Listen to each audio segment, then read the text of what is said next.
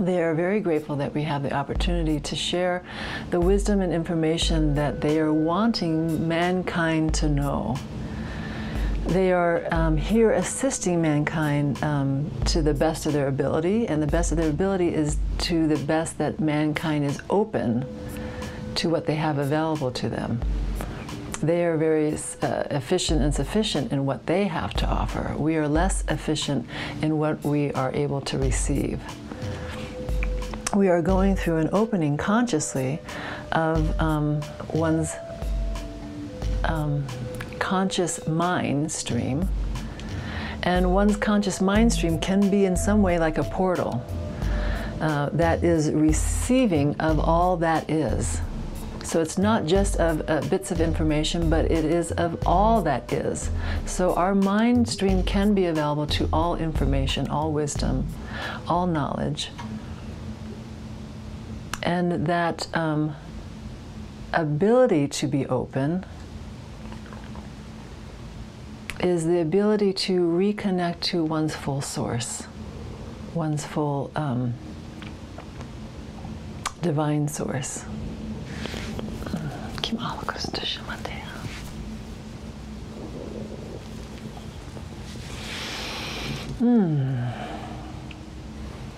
Mankind will continue to shift, and it has shifted away from their divine source, kind of into their, what we'll call it ignorant mind, or the mind that did not stay awake, the mind that got confused. And it has gone through some extreme throughout history. And so the kind of the polarization of that is bringing it back. And it's bringing it back to a place where eventually mankind will be out of the dualistic system. So it will no longer judge life and experience life from good, bad, or good and evil.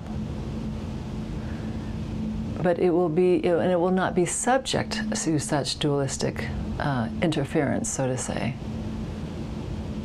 And it will eventually be able to experience just what it is in its pure form. So as experience comes, it is just experienced and realized in the moment, at that moment. And the pondering of past and the pondering of the future will not be so necessary, because one will be fully entrenched in what is given at that moment. And it does not mean that one cannot review past and then one not can plan towards a future. It is not, but there's less dwelling time there.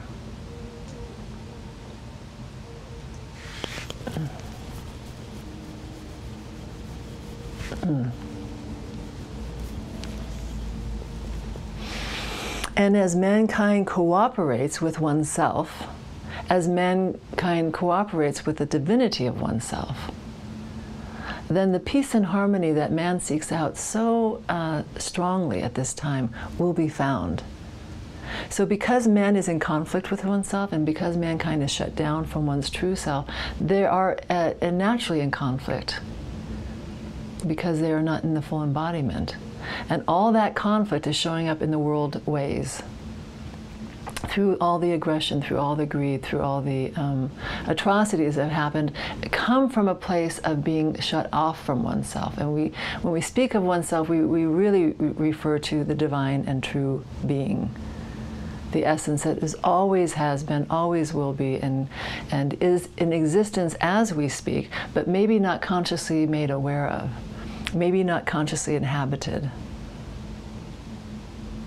This divinity is one's true state.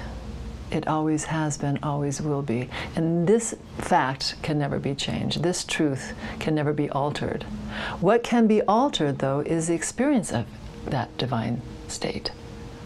It can be experienced fully, it can be experienced partially, and it can be not experienced at all, depending on one's ability to open to oneself. So mankind has lived in a very altered state. And that state has brought forth the confusion. And that state, that altered state, is what people are going to be waking up from and waking up to. What is, again, always available to them is their divinity. And if you can only imagine an earth where all beings, all the time, are in that place of divinity, would there be war?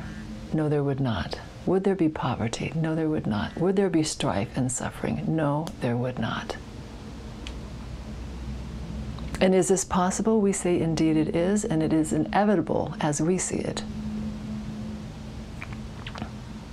And so how does mankind, one person at a time, awaken to this state of divinity and remain in this state of divinity? And we say to you, it is very simple, even though for many of you it has seemed like a challenge. One rests and knows that all is to be found within. The experiences that you have in this worldly plane are worthy of experiences, but they are not worthy of finding your answers and your quest outside of oneself. All knowledge, all wisdom, all divinity, all peace, all suffering or all lack of suffering is experienced within. So as one retreats further within oneself and finds the divine truth within oneself, finds the divine nature within oneself, and really kind of hunkers down and takes their seat and embodies it, and gives up the distractions of the world, and give up the voices of the world and the criticisms of the world and the concepts that the worlds have placed upon them,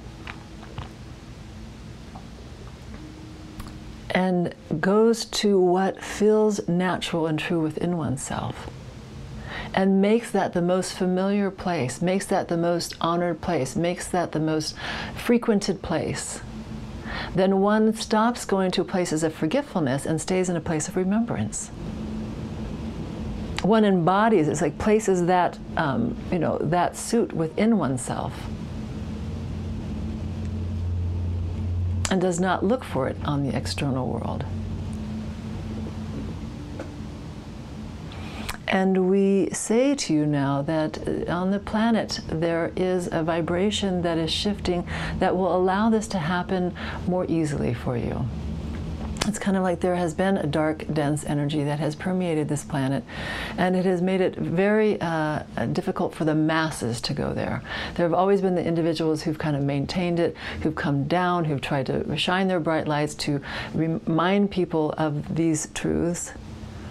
Often they've been recognized, often they've been not recognized at that time. But now we say to you, many of these beings are here. And many of you are here to awaken to that state, to come to that fully enlightened state. It is no longer a concept of something to obtain. It is an experience to realize. And once you realize it, and then the next person realizes it, there will be kind of a contagious response and reaction.